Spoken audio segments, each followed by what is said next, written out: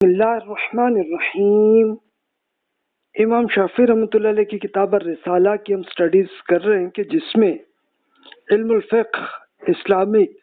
Jurisprudence کے ایک پورے میتھڈالوجی کی پوری جو فرسٹ بک لکھی گئی تھی اور یہ اس کے امام شافعی رحمۃ اللہ علیہ یہ اب دیکھ لیجئے کہ 204 ہجری میں ان کا انتقال ہوا ہے، 820 CE۔ تو اس سے آپ دیکھ لیں کہ اب آپ خود کیلکولیٹ کر سکتے ہیں۔ تو یہ میری ای میل ایڈریس حاضر ہے کہ جس میں نے یہ تلخیص اور اس کی ایکسپلینیشن بھی اس کے اندر موجود ہے۔ یہ صرف لفظ بلفظ ترجمہ نہیں ہے، کیونکہ وہ پھر آپ کو بہت سی چیزیں سمجھ ہی نہیں آئیں گی۔ تو اس کو یاد ہوگا کہ ہم نے سنت کے ٹاپک پہ ہم نے ڈسکشن کی تھی، اسپیشلی جس میں رسول اللہ صلی اللہ علیہ وسلم کے احکامات کی بارے میں اللہ تعالیٰ کے احکامات کی امام شافعی رحمۃ اللہ علیہ نے پوری ڈیٹیل کی تھی۔ تو آج ہمارا یہ 8واں چیپٹر ہے کہ جو اللہ اور اس کے رسول کی بیان کردہ ممانعت ہیں، یعنی جو چیزیں ہمیں منع ہے۔ اب ظاہر ہے کہ امام شافعی رحمۃ اللہ علیہ کے اسٹوڈنٹس نے ان سے جو کویشچن کیے تو یہ اس کا آنسر ہے۔ کویشچن نے پوچھا کہ برائے کرم میرے لیے آپ اللہ تعالیٰ اور نبی کریم صلی اللہ علیہ وسلم کی جانب سے ممانعت کے احکامات کو بیان کر دیجئے تاکہ اس میں کوئی بات رہ نہ جائے۔ تو امام شافعی نے کہا کہ ممانعت کا مطلب کہ جو آپ کے لیے ان الاؤ، اللیگل کیا ہے، اس کے احکام کے دو اقسام ہیں۔ ایک تو یہ کہ ایک چیز سے منع کر کے اسے حرام قرار دے دیا،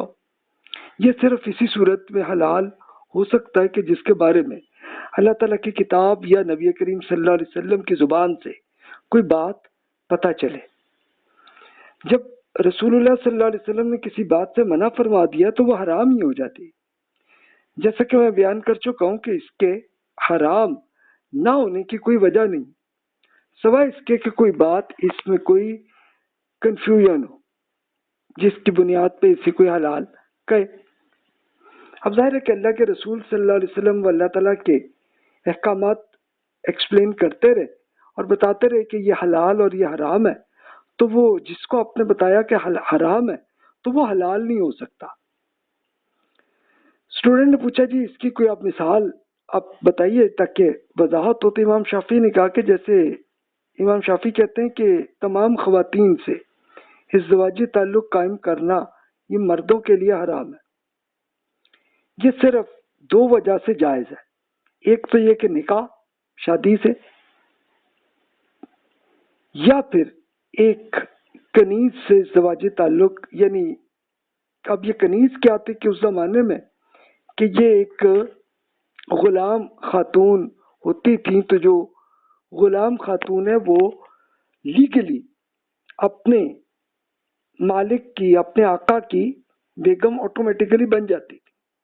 تو یہ دو ہی صورتیں ہیں۔ انہی دونوں صورتوں کے اللہ تعالیٰ نے اجازت دی ہے کہ رسول اللہ صلی اللہ علیہ وسلم نے سنت فرمائی کہ حرام ازدواجی تعلقات کو جائز کرنے کے لیے نکاح کیسے کیا جائے۔ آپ نے سنت قائم فرمائی کہ نکاح کے موقع پر سرپرست موجود ہو، گواہ ہوں، خاتون اگر کنواری نہ ہو تو اس کی اجازت الفاظ میں لی جائے۔ ان دونوں میاں بیوی کی رضامندی سے متعلق آپ کی سنت اس بات کی دلیل ہے کہ شادی دونوں کی رضامندی سے ہونی چاہیے۔ اس معاملے میں مرد اور عورت میں کوئی فرق نہیں۔ جب نکاح میں یہ چار شرائط کہ میاں اور بیوی کی رضامندی، سرپرست کی موجودگی اور گواہ پورے ہو جائیں تو وہ نکاح ہو جاتا ہے، سوائے اس حالات کے کہ جس کی تفصیل میں آگے بیان کروں گا۔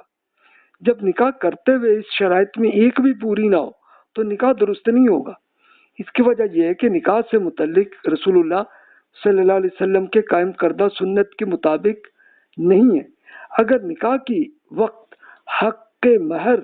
طے کر لیا جائے تو یہ پسندیدہ معاملہ ہے، لیکن اگر یہ طے نہ کیا جائے تو نکاح بہرحال غلط نہیں ہوگا۔ اس کی وجہ یہ کہ اللہ تعالیٰ کے نکاح سے متعلق احکام میں مہر کو بیان نہیں کیا گیا. یہ بحث اور مقام پر کتاب العام میں بھی کیا گیا ہے. کتاب الام یہ امام شافعی کی بک ہے. کتاب الام یعنی ام کا مطلب والدہ، کتابوں کی والدہ. انہوں نے ایک بک لکھی تھی کہ جس میں اپنے تمام جتنی انہوں نے ریسرچ کی تھی سب کو ٹوٹل انہوں نے اکٹھا کر دیا تھا. تو خیر اس کے لیے اب آپ دیکھیے کہ یہ 4 شرطیں ہوں تو نکاح ہوتا ہے. ایک تو میاں بیوی دونوں 100% ایگری ہوں اور رضامندی یعنی انڈیپینڈنٹلی وہ ایگریمنٹ ہو، یعنی جبر نہ ہو کسی کا، دونوں کا، نہ میاں کا نہ بیوی کا. اچھا سرپرست بھی ہو. اب کہیں گے کہ سرپرست کون؟ Parents who. اچھا پیرنٹس نہ ہو تو کوئی بات نہیں، کہ جو بھی آپ کے فیملی کے جو بھی لوگ ہوں تو وہ اور گواہ ہو تو یہ ہو جائیں تو پھر نکاح ہوتا ہے. یعنی یہ 4 شرطیں لازمی. اچھا اگر میاں یا بیوی انڈیپینڈنٹ نہ ہو، آزادی سے فیصلہ نہ کر رہے ہو تو پھر نکاح نہیں ہوتا. پھر جو مرضی اس کا قانون بنا لیں، کچھ بھی کر لیں، وہ نکاح ہی نہیں ہوتا. اب اس کے لیے اب آپ کے ذہن میں ہوگا آئیڈیا کہ بھی اگر باپ نے یا ماں نے زبردستی بیٹی کی شادی کرا دی تو وہ کچھ نہیں ہوتی، اس کی کوئی حیثیت نہیں ہے قانونی طور پہ. اس کے لیے ایک حدیث میں بھی ایک وہ سینیریو آتا ہے کہ ایک والد نے اپنی بیٹی کی نکاح کر دیا تھا، تو اب وہ خاتون جو بیٹی تھی وہ مقدمہ لے کے رسول اللہ صلی اللہ علیہ وسلم کے پاس آ گئی اور بتایا کہ میں تو اس مرد کو پسند نہیں کرتی، تو اس سے میرے ابا نے کر دیا، اب اس کا کیا ہوگا؟ تو رسول اللہ صلی اللہ علیہ وسلم نے پوری تفصیل سے پوچھا بیٹی سے کہ بتاؤ یہ کیا معاملہ، اور پوری لی اور پھر آپ نے فوراً اس نکاح کو کینسل کر دیا تھا. تو یہ ایک ایگزامپل ہے. اچھا اب آپ کے ذہن میں وہ سوال ہوگا کہ یہ جو کنیز ہوتی تھی کہ جو غلام خاتون سے وہ کیسے ہو گیا؟ تو یہ اصل میں کوئی اسلام کا قانون نہیں بنا تھا، بلکہ آپ سے پہلے ہزاروں سال پہلے انسانوں نے یہ غلامی کا طریقہ کیا تھا کہ جب وہ آپس میں جنگ ہوتی تھی ایک قبیلے کی دوسرے قبیلے میں، تو جو بھی فتح جس کو بھی ہوتی، تو اب کیا ہونا کہ دوسری قبیلے کے مرد اور خواتین کو اپنا غلام بنا لیتے تھے، اور یہ جاری تھا. قرآن مجید میں اللہ تعالیٰ نے تورات میں بھی بتایا کہ بھی یہ غلط حرکت ہے، اس کو غلامی کو ختم کریں، اور پھر قرآن مجید میں بھی اللہ تعالیٰ نے اس کا ہی دیا. لیکن اس کے لیے اللہ تعالیٰ نے یہ کیا کہ سٹیپ بائی سٹیپ اس کو کیا کہ بھی پہلے سٹیپ میں یہی کیا کہ بھی آپ غلاموں کو آزاد کریں، پھر یہ فرمایا کہ آپ خریدیں غلام کو اور پھر آزاد کریں، یہ بھی کریں، اور پھر ایٹ دا اینڈ اللہ تعالیٰ نے یہ کیا کہ ہر غلام کو دے دی کہ وہ اگر آزادی چاہتا ہے تو وہ ایک وہ کر لے اور اس کے لیے انسٹالمنٹس میں پیمنٹ کر دے، تو بس اس کی غلامی بھی ہو جاتی ہے. اور پریکٹیکلی یہی ہوتی تھی کہ اب غلام نے اگر یہی اس کے لیے کیا ہے کہ اپنے آقا سے کہ جناب یہ ایگری آپ کر لیں کہ میں اتنی انسٹالمنٹس میں آپ کو پیمنٹ کر دوں گا، کہ میں ظاہر ہے کہ کوئی جوان ہی کر سکتا ہے، کوئی ایک بالکل وہ بزرگ ہو گئے غلام تو ان کو تو آزادی کی ضرورت ہی نہیں تھی. لیکن جو ایک بالکل سادہ قسم کے کہ جو مرد چاہے مرد ہو یا خاتون ہو تو وہ ہوتے ہیں کہتے ہیں کہ ٹھیک ہے جناب میں آپ کو انسٹالمنٹ دے دوں گی. اب انسٹالمنٹ کہاں سے آئیں گے؟ تو اس کے لیے ایک تو طریقہ یہ تھا کہ وہ اعلان کرتے مسجد میں، اور ساتھ ہی پھر جو کچھ بھی انہوں نے محنت جو بھی ان کو سروسز وہ کرنے کا ان کو جو طریقہ آتا تھا، یا کنسٹرکشن کا کہیں گندم میں یا کھیت میں یا جو طریقہ بھی جس کو آتا تو وہ آتا، لیکن خود مسجد میں ہی خود بہت سے لوگ ان کی انسٹالمنٹ پے کر دیتے تھے کہ ایک ان کی آزادی کے لیے، اور وہ بھی نہ ہو تو پھر خود گورنمنٹ کی طرف سے بھی زکوٰۃ کا فنڈ میں سے آ جاتی اور یہ کچھ دن میں آزادی ہو جاتی تھی. تو جناب یہ تھا اصل طریقہ. تو خیر جناب اب امام شافعی کی فردر ہم بات کرتے ہیں کہ ہم نکاح کی بات کر رہے تھے نا، تو غلامی کی تو آپ میری بک میں پڑھ سکتے ہیں کہ پوری ایک جسمانی اور ذہنی غلامی کی بک میری ویب سائٹ پہ موجود ہے، آپ دیکھ سکتے ہیں. انشاءاللہ فیوچر میں اس کے لیکچرز بھی عرض کروں گا. اس معاملے میں ایک ایسی خاتون جو معاشرے میں عزت دار سمجھی جاتی ہو یا وہ عزت دار نہ بھی سمجھی جاتی ہو، دونوں برابر ہیں. اس کی وجہ سے حلال و حرام یا سزاؤں کے معاملات میں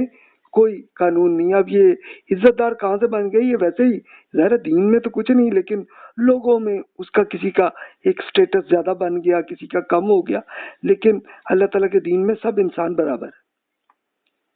پھر امام شافعی کہتے ہیں کہ اگر نکاح اسی صورتحال میں کیا جائے کہ جو میں نے بیان کیا تو نکاح ہو جائے گا. اگر نکاح ایسی صورتحال میں کیا گیا ہو جس میں نکاح سے منع کیا گیا ہو تو نکاح نہ ہوگا. جب نکاح اس حالات میں کیا گیا ہو کہ جن سے اللہ تعالیٰ نے اپنی کتاب اور اپنے رسول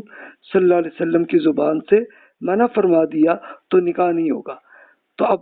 اس کے لیے خود قرآن مجید میں اللہ تعالیٰ نے بتا دیا نا کہ جن خواتین سے نکاح نہیں ہو سکتا، مثلا ایک کوئی لڑکا اپنی ماں سے نکاح نہیں کر سکتا، شادی کر سکتا، یا اپنی بہن سے نہیں کر سکتا، یا اپنی بھانجی بھتیجی یا بہن یا بیٹی ان کے ساتھ نکاح نہیں کر سکتا، یا اس طرح پھوپھی خالہ سے بھی نکاح نہیں کر سکتے. تو یہ وہ ہیں کہ جو اللہ تعالیٰ نے منع کر دیے. اور جن سے کوئی ایسا نہیں ہے معاملہ تو پھر ٹھیک ہے، نکاح دونوں میاں بیوی جو بھی لڑکا لڑکی جو بھی ہے وہ کر سکتے ہیں. تو امام شافعی اب اس کی ایکسپلینیشن کرتے ہیں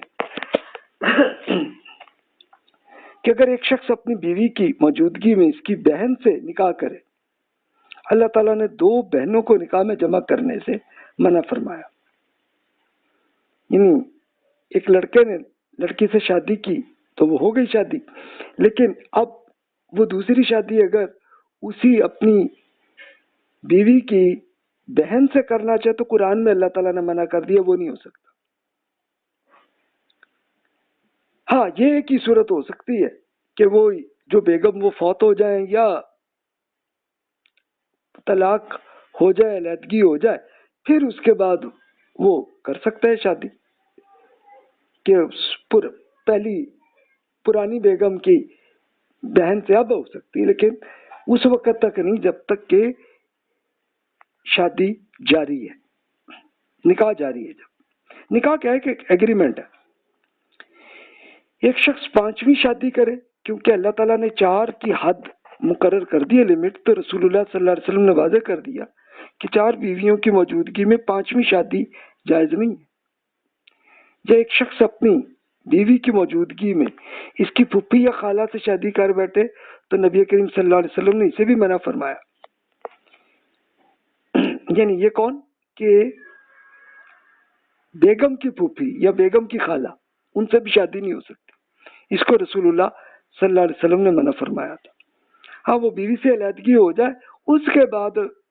ہونا چاہے اتفاق سے تو ہو جائے، اس میں کوئی بات نہیں، لیکن قانونی طور پر جب تک آپ کی بیگم سے شادی جاری ہے، ویلڈ ہے، نکاح ویلڈ ہے، تو پھر ان کی پھوپھی یا خالہ سے شادی نہیں ہو سکتی. اور ایک شخص کسی خاتون سے اس کی عدت کے دوران شادی کرے، یہ بھی نکاح نہیں ہوتا. یعنی اس کے لیے نکاح ہونے کے لیے ضروری ہے کہ خاتون کی عدت پوری ہو جائے. عدت کون سی ہوتی ہے کہ خاتون کا طلاق ہو تو وہ اراؤنڈ 3 مہینے کی ہوتی ہے، یا خاتون بیوہ ہو جائے تو 4 ماہ 10 دن کی ہے، اس کے بعد ہی شادی ہوگی، اس سے پہلے نہیں ہو سکتی. تو امام شافعی وہ کہتے ہیں کہ نکاح کرنا کسی صورت یہ درست نہیں ہے کہ ان حالات میں نکاح کرنے سے منع فرمایا گیا ہے، اور ان معاملے میں کسی عالم میں کوئی اختلاف نہیں ہے، تمام اسکالرز ایگریڈ ہیں اس پہ. جیسا کہ رسول اللہ صلی اللہ علیہ وسلم نے نکاح شغار سے منع فرمایا اور نکاح متع سے منع فرمایا. اب یہ کیا، اس کی ایکسپلینیشن کو میں اپنا عرض کر دیتا ہوں. یعنی عرب معاشرے میں چند ایسے اقسام کی شادی کی رواج عام تھا کہ جو کہ ایتھیکلی غلط حرکتیں تھیں. نکاح شغار کیا تھا کہ اس میں وٹے سٹے کی شادی ہوتی تھی، یعنی ایک بندے نے لڑکے سے کی تو ساتھ ہی اس میں ایگری کر لیا کہ ہاں جی ٹھیک ہے میری بہن کی اس کی بیگم کے بھائی سے شادی ہو جائے گی، آٹومیٹیکلی کر لیتے تھے. یہ تھی نکاح شغار. اس کو رسول اللہ صلی اللہ علیہ وسلم نے منع فرمایا کہ یہ غلط حرکت ہے. اب ظاہر ہے کہ ایک وٹے سٹے کی اگر وہ خود لڑکی اور لڑکا ایگری ہونا چاہ رہے ہوں پھر ٹھیک ہے، پھر کریں، لیکن کوئی ان کے ماں باپ زبردستی نہ کرائیں. اچھا، نکاح متع کیا تھا کہ یہ متع عارضی تھا کہ یہ جناب آپ کے لیے ایک دن کے لیے شادی کر رہے ہیں یا ایک ہفتے کے لیے کر رہے ہیں یا ایک گھنٹے کے لیے کر رہے ہیں. اس طرح کے ہوتے تھے. یہ عربوں میں تھا اور یہ عموماً طوائف کے ساتھ یہ اس طرح کا چلتا تھا. اس کو رسول اللہ صلی اللہ علیہ وسلم نے منع فرما دیا کہ یہ غلط حرکت ہے، یہ تو ان ایتھیکل حرکت ہے. پھر امام شافعی کہتے ہیں کہ اسی طرح اپنے حالت احرام میں اپنے نکاح کرنے یا کسی کو نکاح کروانے سے منع فرمایا کہ بھی احرام کی حالت کیا کہ آپ حج کرنے گئے یا عمرہ کرنے کے لیے گئے. اچھا، عمرے کے لیے تو زیادہ ٹائم نہیں ہوتا لیکن حج میں ہو جاتا ہے نا ٹائم. مثال کے طور پر آپ نے احرام باندھ کے اور یہ نیت بھی یہی کی کہ حج کی آپ نے احرام باندھیں، تو جب تک حج آپ کا مکمل نہیں ہوگا تب تک تو وہ پھر رسول اللہ صلی اللہ علیہ وسلم فرمایا اس کے بیچ میں نہ کریں شادی. پھر کریں تو بعد میں کریں کہ جب حج آپ کا مکمل ہو جائے تو پھر اس کے بعد کریں آپ. تو ان تمام حالات میں بھی ہم نکاح کو ختم کروا دیں گے کیونکہ ان حالات میں نکاح سے منع فرمایا گیا. اب یہ امام شافعی نے کیوں کہا؟ اس لیے کہ وہ لیگلی ایک جج کی حیثیت سے تھے، تو اگر اس قسم کا کوئی نکاح ہو جائے تو وہ پھر عدالت میں وہ معاملہ آ جائے تو وہ پھر اس کو کینسل کر دیتے تھے کہ نہیں یہ غلط حرکت ہے. یہ اسی طرح ہوگا کہ جیسا کہ اس حالات میں ہم اسے ختم کر دیتے جسے ہم اوپر بیان کر چکے. یعنی کس نے امام شافعی ایک جج کی شکل میں تھے تو انہوں نے یہ اس میں تفصیل سے پورے جو بھی انہوں نے ایک ججمنٹ کی عدالت میں تو اس کی انہوں نے تفصیل سے بیان کی. یہی معاملہ کسی خاتون کی ایسی شادی کا ہے کہ جو اس کی اجازت کے بغیر ہو. اگر وہ بعد میں اجازت دے بھی دے تب بھی وہ نکاح درست نہیں ہے کیونکہ نکاح کے معاہدے کے وقت وہ ایسا نہیں تھا. اب ظاہر ہے کہ وہ بعد میں خاتون ایگری کر جائے تو پھر دوبارہ نکاح پھر ہوگا، دوبارہ ایگریمنٹ ہوگا، اس سے پہلے نہیں ہوگا. یعنی زبردستی کسی خاتون سے وہ کوئی نکاح کرے اور اگلی کو کوئی مثال کے طور پر کچھ جناب پستول پکڑ کے اور کہا کہ چلو جی یہ اس پہ سائن کرو، اگلی بیچاری زبردستی کر لے تو نہیں جناب، یہ ایسا کوئی نہیں. اب وہ اس کی دین میں کوئی حیثیت نہیں ہے اس کی. وہ خاتون کو جب بھی موقع ملے وہ جائیں عدالت میں اور یہ کر لیں تو اس نکاح کی کوئی حیثیت نہیں ہے، کوئی لیگل حیثیت نہیں ہے، بلکہ اس بندے کو جس نے پستول پکڑا ہوگا اس کو پھر عدالت اس پہ سزا کا اعلان کرے. اسی طرح رسول اللہ صلی اللہ علیہ وسلم نے غرر والے لین دینے کو منع فرمایا. اب یہ غرر کیا؟ غرر کا مطلب فراڈ کا ایک کیس ایسے ہوتے تھے. اس طرح اپنے سوائے ارعایا کے تازہ کھجور کا چھواروں سے تبادلہ کرنے سے منع فرمایا تھا. یعنی یہ کیا تھا؟ آپ کہیں گے یہ کیا چیز ہے؟ یعنی مثال کے طور پر ارایا کہ تازہ کھجور ہے تو اب وہ چھواروں سے وہ اب یہ کسی نے ایگری کرنا جناب کہ جناب میری جتنی بھی اس میں سے کھجور ہوگی تو اس کے اتنے چھوارے تم دے دینا اور اس کے اتنا یہ کھجور تم لے لینا. تو بھی یہ ایگریمنٹ کو رسول اللہ صلی اللہ علیہ وسلم نے منع فرمایا. اس لیے منع فرمایا کہ لوگ پھر اس میں آپس میں ایک دوسرے سے فراڈ کر سکتے تھے کہ اب تھوڑے عرصے بعد جو کھجور ہوگی پیدا اور اس کے لیے ابھی چھوارے لے لیے اور بعد میں کچھ دن بعد یا کوئی مہینے بعد وہ کھجور ہو. اب وہ کھجور پتہ نہیں بنے نہ بنے اور جو بنی تو ہو سکتا ہے کوالٹی اچھی نہ ہو تو آپس میں لوگوں میں پھر مقدمے چلتے تھے. تو اس لیے رسول اللہ صلی اللہ علیہ وسلم نے منع فرمایا. اس کے امام شافعی کہتے ہیں کہ ایک اور مثال ہے کہ ہر شخص پر دوسرے کا مال لینا حرام ہے سوائے اس کے کہ اس کی کوئی اجازت دی گئی ہو. یہ قرآن مجید میں اللہ کا حکم ہے کہ یہ اجازت سوائے ایسی تجارت کے، بزنس کے اور کسی بنیاد پر نہیں ہو سکتا جس سے رسول اللہ صلی اللہ علیہ وسلم نے منع نہ فرمایا۔ رسول اللہ صلی اللہ علیہ وسلم نے کسی بھی ایسے لین دین کی اجازت نہیں دی کہ جس سے کوئی شخص اپنے بھائی کا مال ناجائز طریقے سے لے لے۔ تجارت میں ایک ناجائز کام کرنا کسی حرام کو حلال نہیں کر سکتا، اور نہ ہی کوئی کام اس وقت تک حلال ہو سکتا ہے جب تک اس میں تمام ناجائز امور سے اجتناب نہ کیا ہو۔ یہ وہ کام ہے کہ جو عام لوگوں کے لیے عام ہے۔ اچھا، آپ کہیں گے قرآن میں کہا ہے؟ قرآن میں آپ پچھلے لیکچر میں آپ پڑھ چکے ہیں نا، میں نے وہ قرآن مجید کی آیات آپ کے سامنے کی تھی۔ یہ جیسے بسم اللہ الرحمن الرحیم، لا تأکلوا اموالکم بینکم بالباطل، آپس میں اپنے اموال باطل طریقے سے نہ کھاؤ۔ پھر اسی طرح یہ بھی ہے وَحَلَّ اللَّهُ الْبَيْعَ وَحَرَّمَ الرِّبَا، کہ اللہ تعالیٰ نے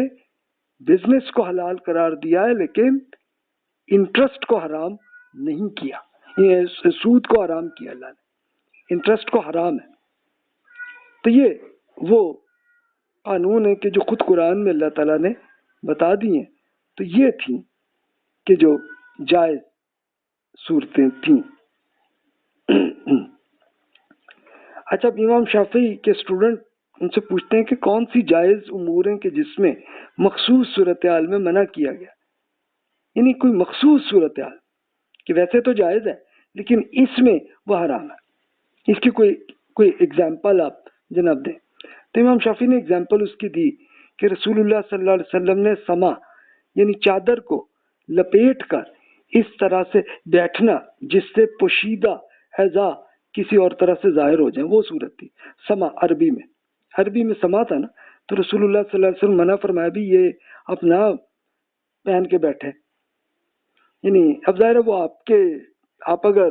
شلوار قمیض یا پینٹ میں آپ بیٹھے ہیں تو وہاں تو کوئی ویلڈ ہی نہیں نا معاملہ، یعنی یہ اصل میں رسول اللہ صلی اللہ علیہ وسلم کے کلچر کا یہ حصہ تھا کہ لوگ دھوتی باندھتے تھے اور اوپر چادر کرتے تھے۔ اچھا، بعض دھوتی نہیں ہے تو وہ لمبی سی چادر جو ہے وہ اوپر باندھ کے چلے جاتے تھے،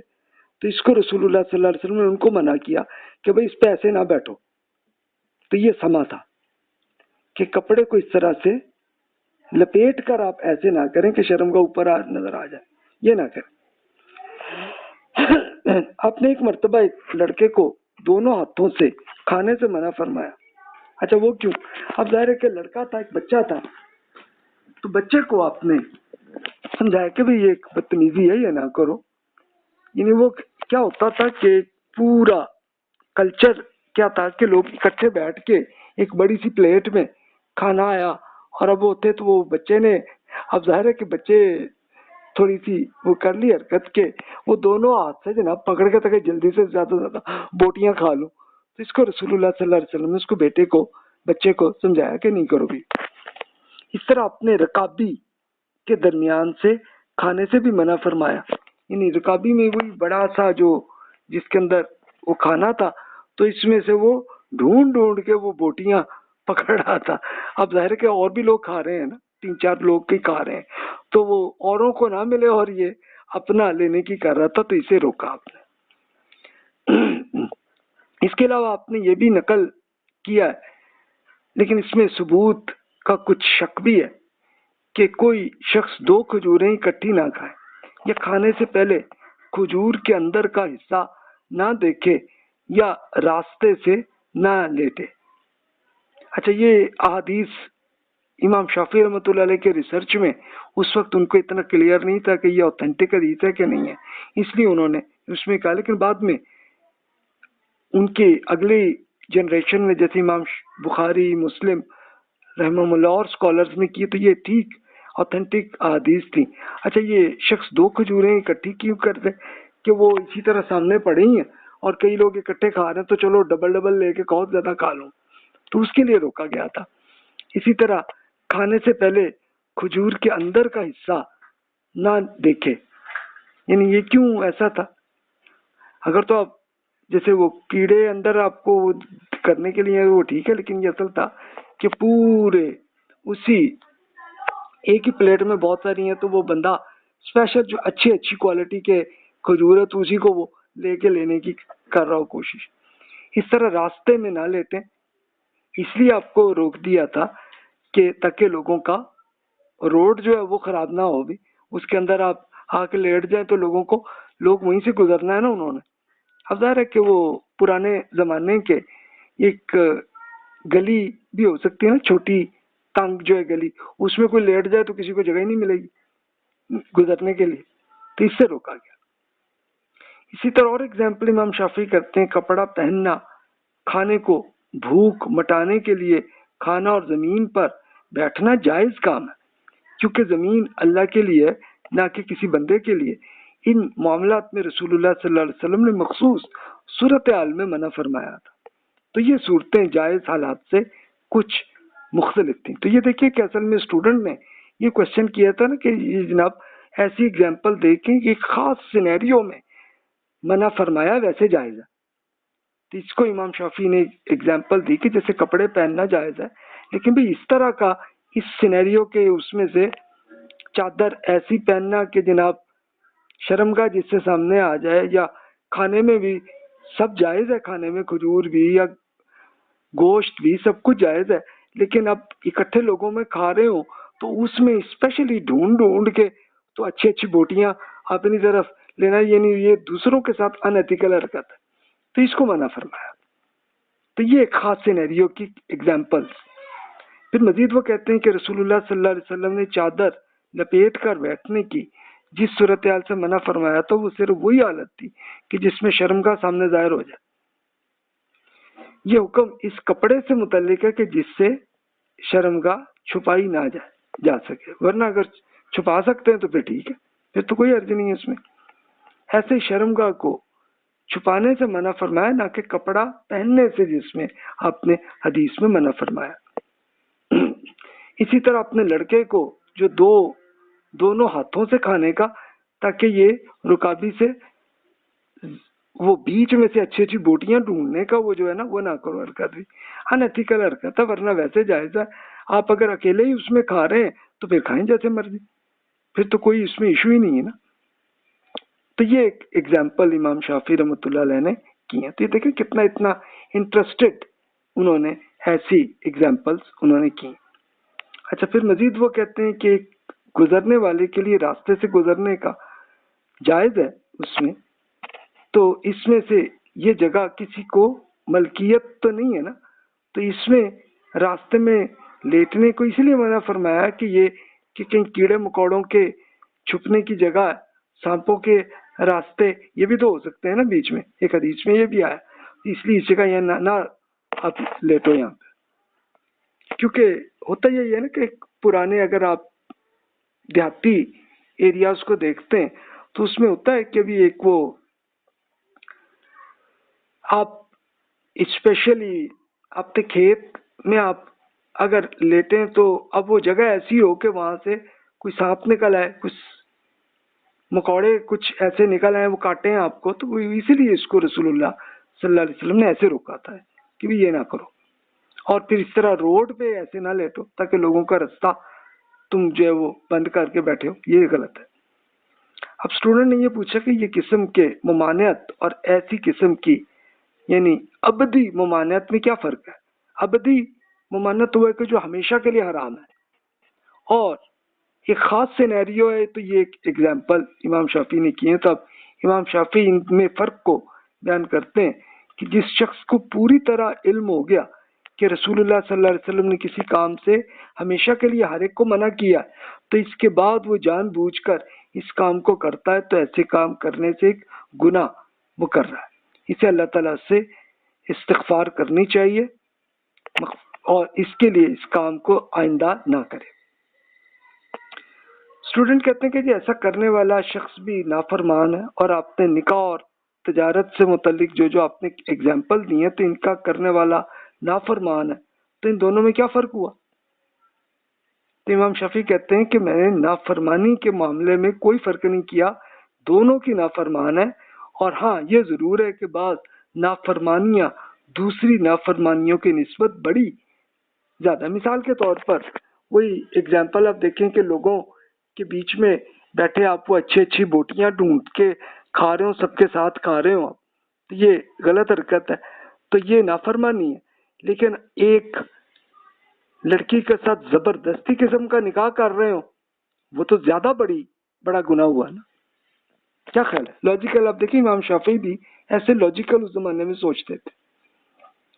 اب اسٹوڈنٹ نے پوچھا کہ کس بنیاد پر آپ کپڑا لیٹنے، درمیان سے کھانا کھانے اور راستے میں لیٹنے کو اتنی بڑی نافرمانی قرار نہیں دیتے جیسا زبردستی نکاح اور یہ زبردستی بزنس کے معاملے میں آپ سمجھتے ہیں؟ اس کی وجہ کیا بھی؟ امام شافعی کہتے ہیں کہ یہ دو وہ امور ہیں کہ جو اصل میں تو حلال اور جائز ہیں، میں نے اسے حلال قرار دیا کہ جو رسول اللہ صلی اللہ علیہ وسلم نے حلال قرار دیا، اور میں اسے حرام سمجھتا ہوں جسے رسول اللہ صلی اللہ علیہ وسلم نے حرام قرار دیا۔ میں اس کام کو حرام نہیں سمجھتا کہ جو رسول اللہ صلی اللہ علیہ وسلم نے جائز قرار دیا ہو۔ کسی جائز کام میں کسی خاص صورتحال کی تحت کے معاملے میں نافرمانی سے وہ کسی صورت میں بھی ایک ہمیشہ کے لیے حرام نہیں بن سکتا، لیکن یہ نافرمانی بذات خود ایک حرام عمل ہے۔ اب یہ وہی بات ہے کہ ایک خاص سینیریو میں جس میں رسول اللہ صلی اللہ علیہ وسلم نے منع فرمایا وہ ہمیشہ کے لیے نہیں، کہ وہی جیسے میں نے وہی بتایا کہ ایک اچھی بوٹیاں ڈھونڈ کے کھانا، یہ پورے سارے لوگوں کے ساتھ مل کے بیٹھ کے کھا رہے ہو تو غلط حرکت ہے۔ لیکن آپ اگر اکیلے ہی آپ کھانا کھا رہے ہیں، آپ کی اپنی پلیٹ ہے، آپ اس میں سے جو بھی جیسے مرضی آپ سلیکٹ کر کے کھائیں، تو اس میں دین میں کوئی پابندی آپ پہ نہیں ہے۔ اب اسٹوڈنٹ نے اور مثالیں مانگی اس میں، امام شافعی نے ایک شخص کی بیوی یا لونڈی کی مثال دی ہے کہ اس کے لیے یہ جائز نہیں ہے کہ اسے حالت پیریڈ کی حالت میں یا روزے کی حالت میں ازدواجی تعلق قائم کرے۔ اگر اس نے ایسا کیا تو بلا شبہ ایک ناجائز حرکت کی ہے، لیکن دوسری صورتوں میں کہ ان دونوں سے ازدواجی تعلق قائم کرنا اس کے لیے حرام نہیں ہوگا، بلکہ یہ ایک مباح یعنی حلال ایک عمل ہوگا کہ روزہ نہیں ہے اگر نہ بیگم کا نہ شوہر کا، تو پھر اگر ازدواجی تعلق کر لیا تو پھر ٹھیک ہے۔ کہ جیسے رمضان ہے، اللہ تعالیٰ نے اس کی اجازت دی ہے کہ بھی آپ کے اس سینیریو میں روزہ آپ چھوڑ کے، مثلا بیماری ہے یا سفر ہے، تو اس کی وجہ سے آپ روزہ نہیں کر رہے، میاں بیوی دونوں ہی، اور دونوں آپس میں ازدواجی تعلق بھی کر رہے ہیں تو کر لیں بھائی، اس میں کوئی حرام نہیں ہے ان کے لیے۔ پھر اچھا، پھر آپ اس کے لیے امام شافعی نے بڑی دلچسپ اگزامپلز اور اس میں شیئر کی ہیں کہ ایک شخص کی ملکیت میں مال ہے، دوسرے شخص کے لیے یہ حرام ہے کہ وہ جناب اس کو سیل کرنا شروع کر دے۔ اسی طرح خواتین سے ازدواجی تعلق قائم کرنا حرام ہے سوائے اس کے کہ نکاح یا ملکیت کی صورت ہو۔ ملکیت کیا ہے کہ وہی بات ہے کہ یہ اس زمانے میں تھی کہ ایک جنگ ہوئی اور جنگ میں جو قیدی آئے تو ان کو غلام بنایا تو وہ ہوتا تھا، اس کے لیے اس کو وہ کہہ رہے ہیں کہ وہ جائز۔ لیکن ظاہر ہے کہ اب وہ پورے تمام انسانوں نے آپس میں ایگری کر لیا تو پھر وہ ہمیشہ کے لیے حرام ہے۔ اب وہ بس وہ قیدی ہوگا کہ جتنی دیر تک اپنی جیل میں ہوگا، پھر اس کے بعد نکل جائے گا تو ختم بات۔ تو پھر وہ اگر کوئی شخص کسی ایک ایسی خاتون سے شادی کرے کہ جس سے شادی حرام ہے، جیسے اپنی بہن ہے، یا کسی ایسی چیز بیچنے لگے کہ جو حرام ہے، مثلا شراب ہے یا اس نوعیت کی کوئی اور منشیات ہیں، تو ان کے لیے یہ حرام کام ہی ہوگا۔ ایک حرام کام کسی ناجائز طریقے سے جائز نہیں ہو سکتا کیونکہ وہ اپنی اصل میں ہی ناجائز ہے۔ یہ اسی صورت میں جائز ہو سکتا ہے کہ اللہ تعالیٰ نے اپنی کتاب میں جائز قرار دیا ہو یا رسول اللہ صلی اللہ علیہ وسلم نے کی زبان سے اسے جائز کہا ہو،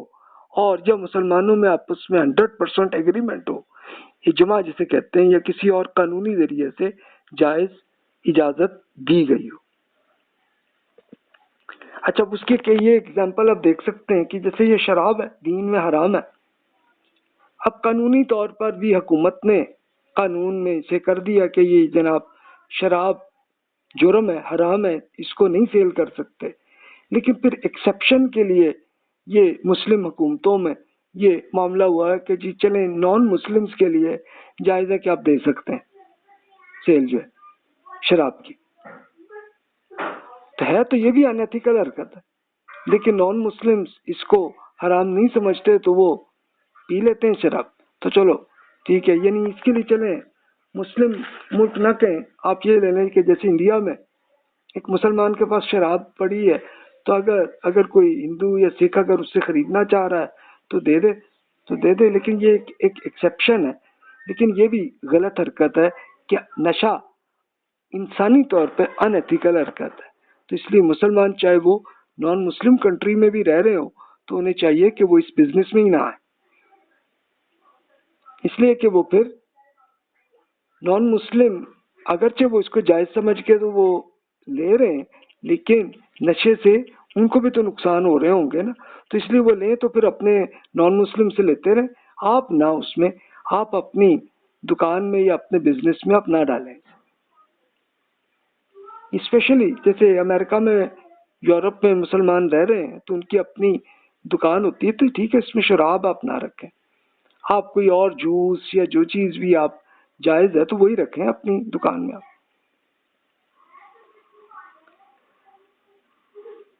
اچھا، پھر امام شافعی رحمۃ اللہ علیہ میں اس میں اور اگزامپل یہ وہ کرتے ہیں کہ وہ مخصوص حالات ممانتیں جنہیں ابدی طور پر حرام مقصود نہیں تھا، ان کی مثالیں میں نے کر دی ہیں، تو اس کو آپ دیکھ سکتے ہیں، تو اس کی امام شافعی رحمۃ اللہ علیہ نے اپنی اگزامپل کی ہیں۔ اچھا، اب اگلا چیپٹر بھی ہم اسی میں شروع کر لیتے ہیں، روایات کی خامیاں، لیکن ہے ٹیکنیکل، تو چلیں ایک آدھ اگزامپل سے کرتے ہیں، باقی اگلے لیکچر میں ڈیٹیل سے ہم کر لیتے ہیں ڈسکس۔ اسٹوڈنٹ کہتے ہیں کہ رسول اللہ صلی اللہ علیہ وسلم کی کچھ احادیث ایسی ملتی ہیں کہ جو قرآن کے احکام کے عین مطابق ہوتی ہیں، کچھ ایسی احادیث ہوتی ہیں کہ جو قرآن کے ظاہری مفہوم کے مطابق ہوتی ہیں کہ ان میں اکثر وہی ہوتا ہے کہ جو قرآن میں ہے، کچھ ایسی ہوتی ہیں کہ جو ایسے احکام سے متعلق ہوتی ہیں جو قرآن میں ہے ہی نہیں، کچھ ایسی روایتیں بھی ہوتی ہیں کہ جو ایک دوسرے سے کسی معاملے میں متفق ہوتی ہیں، کچھ ایک دوسرے میں متضاد ہوتی ہیں، کانفلکٹ ہوتا ہے کہ حدیث منسوخ ہوتی ہے اور دوسری اس میں منسوخ،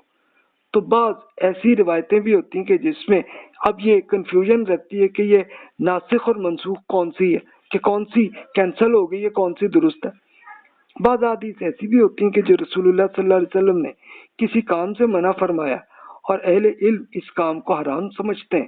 اور کچھ اور احادیث میں رسول اللہ صلی اللہ علیہ وسلم نے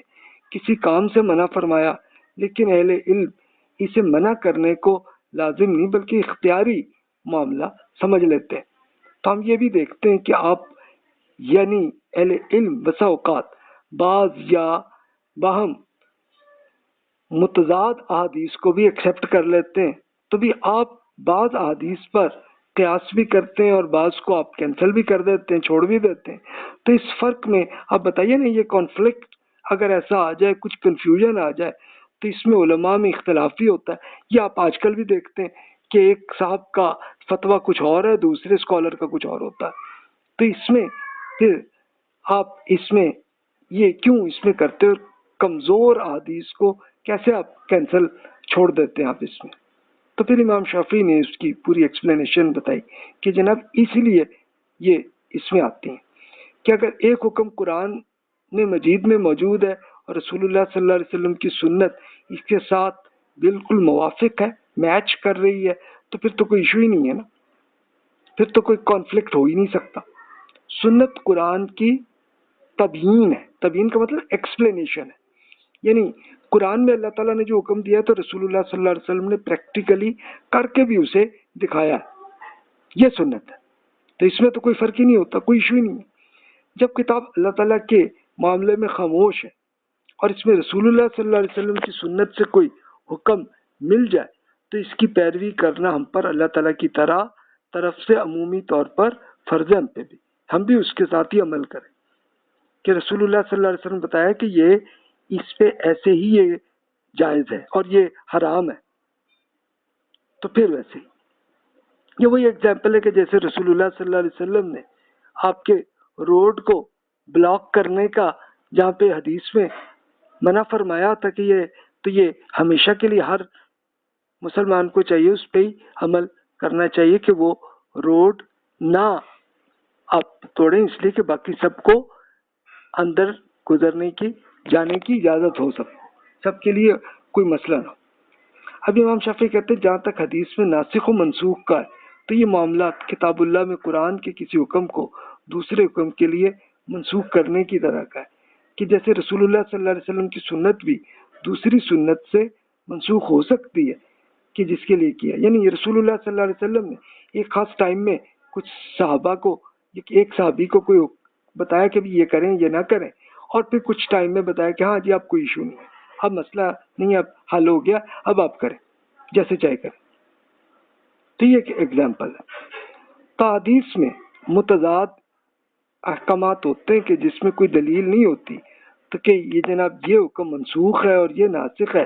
ایسی حدیث میں در حقیقت کوئی حقیقی اختلاف نہیں ہوتا ہے، یہ اصلاً ایک دوسرے سے متفق ہوتی ہے بات، لیکن اصل میں کیا ہوتا ہے کہ راوی پوری بات نہیں بیان کر رہے ہوتے، تو اسی لیے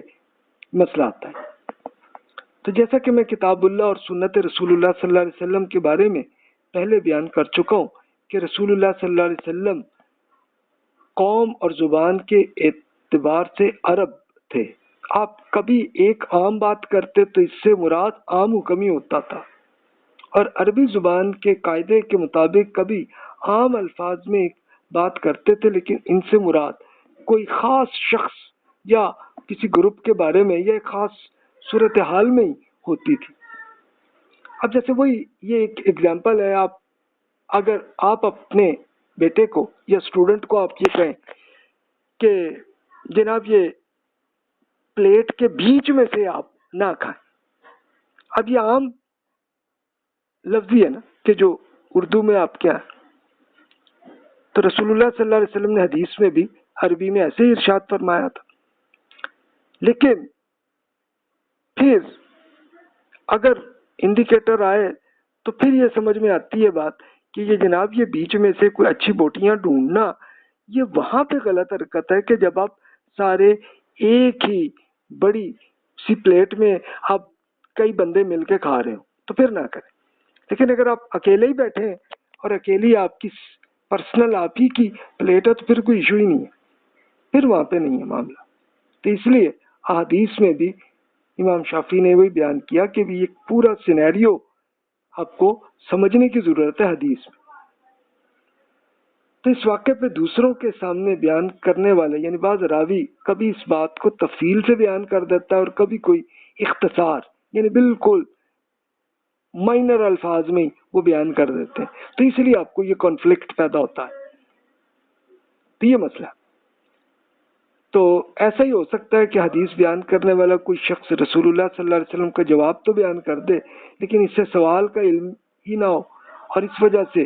اسے اصل صورتحال کا علم ہو سکے تو یہ جواب کس وجہ سے دیا کیا گیا۔ یہ بھی ہو سکتا ہے کہ ایک صورتحال میں آپ نے ایک حکم جاری کیا اور اس سے بالکل مختلف صورتحال میں دوسرا حکم جاری کیا، تو حدیث سننے والے بعض لوگ صورتحال کے اس اختلاف سے بے خبر ہوتے ہیں تو اسی وجہ سے وہ کانفلکٹ سمجھ بیٹھتے ہیں۔ تو یہ نہ کریں بلکہ وہی حدیث اور وہی ٹاپک اور حدیث میں بھی وہی بات ہوگی تو اور میں پڑھیں تو پھر ہو سکتا ہے کہ دوسرے راوی نے پوری ایکسپلینیشن سے وہی بات بیان کی ہو، تو یعنی جب آپ کو کنفیوژن ہو تو پھر آپ اسی ٹاپک کی اور حدیثیں بھی پڑھیں، تب آپ کو اس میں کلیئر رہے گا معاملہ کہ اصل معاملہ کیا۔ بعض اوقات رسول اللہ صلی اللہ علیہ وسلم نے ایک سنت قرآن کے حکم کے عین مطابق جاری فرمائی اور اسے کسی شخص نے یاد کر لیا، کسی شخص نے ایک سنت کو اس سے مختلف معنی میں لیا اور دوسرے نے اس سے درست معنی لیا، کیونکہ دونوں افراد کے ذہنی استعداد میں فرق ہو سکتا ہے نا، ہر انسان لاجیکلی نہیں سمجھتے تو اس لیے ہو سکتا ہے۔ تو اب یہ دونوں حدیث جب بعد کے لوگوں تک پہنچی تو اس میں آپس میں اختلاف ہو سکتا ہو جائے، لیکن ایکچولی یہ حقیقت میں کچھ نہیں تھا، لیکن بس یہ آپس کی کنفیوژن ہوئی اور کچھ نہیں۔ اب بعض اوقات رسول اللہ صلی اللہ علیہ وسلم نے ایک عربی زبان کے عام اسلوب میں عام جملے سے کسی چیز کو حرمت، حرام یا حلت یعنی جائز قرار دیا ہے اس میں۔ اس کے بعد آپ نے اس عمل سے یہ بتا دیا کہ جناب آپ کا ارادہ کسی حرام کو حلال یا حلال کو حرام کرنے کا نہیں، بلکہ آپ نے اس کی ایکسپلینیشن فرمائی صورتحال کیا ہے۔ تو حدیث سننے والے نے صرف ایک بات ہی سنی اور پوری بات نہیں کی۔ تو اس طرح کی غلط فہمیوں کی مثالیں کتاب اللہ کے بارے میں بھی موجود ہیں، یعنی قرآن میں بھی ہوتا ہے کہ ایک آیت میں اللہ تعالیٰ کے صرف ایک جملے کا وہ لے لیتے ہیں اور وہاں سے لے لیتے ہیں۔ اس کے لیے میں آپ سے وہی ایک ماڈرن زمانے کا ایک یہ کرتا ہوں کہ سورہ توبہ کے سٹارٹ میں ہی اللہ تعالیٰ نے حکم دیا ہے کہ ان تمام مشرکین کو قتل کرو۔ اچھا، اب پوری آپ سورت پڑھ لیں سورہ توبہ تو سمجھ میں آتی ہے کہ یہ رسول اللہ صلی اللہ علیہ وسلم کے زمانے کا حکم تھا کہ رسول اللہ صلی اللہ علیہ وسلم کی دعوت جن تمام عرب لوگوں تک پہنچی تو ان کے بارے میں تھا کہ جو اب بھی شرک میں اپنا دین مانے رکھیں تو ان کو پھر قتل عام کرو، یہ حکم تھا۔ اچھا، پریکٹیکلی ہوا نہیں، وہ اس لیے نہیں ہوا کہ تمام کے تمام عرب ایمان لے آئے اور شرک انہوں نے چھوڑا، لیکن رسول اللہ صلی اللہ علیہ وسلم نے پریکٹیکلی پھر یہ عمل بھی کیا کہ تمام صحابہ کرام کو مختلف قبائل میں جا جا کے ان کے جتنے بھی ایسے بت بنے ہوئے تھے ان سب کو توڑ کے اس کو پھینک بھی دیا۔ اگر قبریں ایسی بنی ہوئی تھی کہ جس میں لوگ پوجا کرتے تھے تو ان سب قبریں بھی ان کو بالکل ختم کر دیا، یہ معاملہ کیا۔ اچھا، اب یہ دیکھیے کہ یہ جو قتل عام کا جو حکم ہے سورہ توبہ میں، تو لوگ آج کل کے یہ سمجھتے ہیں کہ جناب وہ ہم پہ بھی حکم ہے، ہم بھی لے جا کے تمام نان مسلمز کو قتل کریں۔ اب یہ دیکھیں کہ خود آپ قرآن مجید میں ہی دیکھیں تو یہ رسول اللہ صلی اللہ علیہ وسلم کے زمانے کا ہی حکم تھا، اور اس کے لیے پھر صحابہ کرام نے بھی صرف جنگیں بھی ان علاقوں تک ہی کی کہ جہاں پہ رسول اللہ صلی اللہ علیہ وسلم نے ایک وارننگ کے ساتھ خطوط کے ساتھ بادشاہوں کو کر دیا، تو انہی سے ہوا اور کسی سے نہیں ہوئی جنگ جو۔ تو وہ یہ ایگزامپل، تو لوگوں میں کنفیوژن قرآن میں بھی ہو جاتی ہیں، حدیث میں بھی ہو جاتی ہیں، سنت میں اسی طرح ہو جاتی ہے کہ رسول اللہ صلی اللہ علیہ وسلم کی پوری بات کو سمجھے بغیر ہی اس پہ اس طرح سے عمل کرنے لگتے ہیں۔ تو پھر وہ یہ کہتے ہیں کہ جناب آپ نے وہ وضاحت فرما دی کہ جس شخص نے آپ نے یہ احکام سنے اس نے اس میں کو یاد کیا اور دوسرے حکم کو منتقل نہیں کیا تو یہ دوسرا حکم بھی ضائع نہیں ہوا بلکہ وہ اب بھی موجود ہے، ویلڈ ہوتا ہے وہ۔ تو یہ اس سے متعلق اس طرح سنت کے بارے میں بیان کیا ہے کہ یہ بنیاد ہے کہ رسول اللہ صلی اللہ علیہ وسلم نے خود بھی اپنے احکام کے مابین فرق بھی کیا، یعنی اصل میں سینیریو چینج ہو گیا تو اس کے ساتھ پھر اس کو بتایا۔ یہ وہی ایگزامپل ہے کہ جیسے پلیٹ میں آپ اکٹھے مل کے ایک ہی پلیٹ میں کھا رہے ہیں تو پھر ایک ایک بوٹیاں نہ ڈھونڈیں، یہ روکا، لیکن جب اکیلے کھا رہے ہو تو کوئی ایشو نہیں۔ اس کے لیے ایک اور حدیث ہے، میں آپ سے وہ شیئر کرتا ہوں، بڑی دلچسپ ایک کیس تھا کہ عرب لوگ گو کھاتے تھے، یہ نارمل طور جائز ہے وہ بالکل۔ تب ہوا یہ کہ ایک بار رسول اللہ صلی اللہ علیہ وسلم کے سامنے ایک بڑی سی پلیٹ آئی جس میں گو کا گوشت جو ہے وہ تھا اور اسی کا تھا۔ تو اب ہوا یہ کہ رسول اللہ صلی اللہ علیہ وسلم نے وہ نہیں کھایا، تو اس وقت